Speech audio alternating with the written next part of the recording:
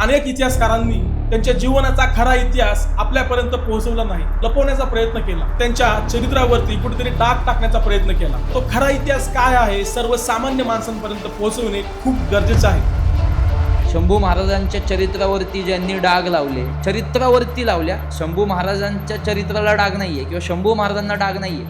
मुद्दामून संभाजी महाराजांचं मलिन चित्र लोकांच्या समोर उभं केलं. काफर बच्चा संभाजीने तळ कोकणातील सगळ्या मशिदी आणि मदरसे उद्ध्वस्त केलेले आहेत. अशा आश्रयाचं ते पत्र होतं. धर्मवीर म्हणताना धर्म समजून घेतला पाहिजे असं मला वाटतं. औरंगजेबाने इस्लाम प्रस्थापित करायचा म्हणून काशीचं विश्वेश्वर फोडायला लावणं म्हणजे धर्म नाही. तू असाच वागला पाहिजे, नाही तर तुला मारून टाकण्यात येईल, असं झालंय का कधी? भगवान विष्णूंचं मंदिर तोडलं औरंगजेबाने, म्हणून सांगितलं रामायण खोटंय, महाभारत खोटंय, हनुमान झालाच नाही. स्वराज्यातील एका जवळच्या व्यक्तीने दगाफटका केला, कारण की तिथून पुढे संपूर्ण महाराष्ट्राचा स्वराज्याचा इतिहासाला एक कलाटणी लागणार होती. तो प्रसंग कसा होता? गणोजी शिर्के फितूर झाले म्हणजे पूर्ण शिर्के घराणं गद्दार आहे असं नाही. शिर्के घराण्याने खूप मदत केलेली आहे. आज आपला समाज जाती जातीमध्ये वाटला गेला आहे, विखुरला गेला आहे. तर मग मराठा म्हणजे काय? मराठा म्हणजे प्रांतवाचक शब्द आहे. जेव्हा संभाजी महाराजांना कैद झाली होती तेव्हा महाराष्ट्र मदतीला धावून आला नाही का?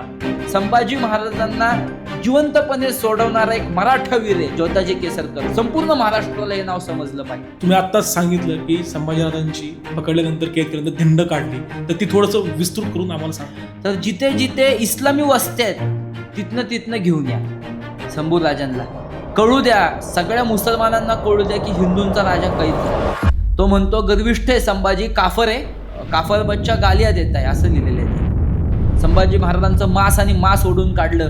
आणि अजून एक भयंकर पुरावा जर ऐकायचा असेल, ताकद असेल तर ऐकवतो तुम्हाला. तिसरं उत्तर, लोकांना गैरसमज आहे खूप मोठा. असा गैरसमज आहे की जर तू मुसलमान झालास तर तुला आम्ही जीवनदान देऊ, असं नाहीये. संभाजी महाराजांचा शिरछेद करण्यात आला. तो शिरछेद एका भाल्यावरती अटकून तो संपूर्ण स्वराज्यामध्ये महाराष्ट्रामध्ये फिरवण्यात आला. आणि त्याच्या दुसऱ्याच दिवशी गुढीपाडवा हा सण होता. सगळीकडे प्रस्थापित करता यावा म्हणून गुढीपाडवा हा सण निवडलेला आहे. पण गुढीपाडवा आधीपासून साजरा केला जात होता. संभाजी महाराजांचं बलिदान व्यर्थ घालवू नका, गुढीपाडवा साजरा करा. म्हणजे कृपया करून ह्या माझ्या बोलण्याला चित्रफेतेमध्ये कोणी वादग्रस्त अंग देऊ नये. अरे मी सरळ बोलतो आणि जे बोलतो त्याला मी कारणीभूत हे बोलायला तुमच्या चॅनलला दोषी ठरवू नये लोकांनी. मुसलमान किती असतात. छत्रपती शिवाजी महाराजांचं राहिलेलं जीवन म्हणजे संभाजी महाराज. संभाजी महाराजांची समाधी म्हणजे आपलं 14वं ज्योतिर्लिंग म्हणावं त्याला, इतकं ते पवित्र स्थान. आणि त्या स्थानावरती प्रत्येकाने माथा टेकवायला जायलाच पाहिजे. जर शंभूराजे धर्मवीर नसते तर भारत मातेच्या कपाळावरचं कुंकू हे राहिलंच नसतं.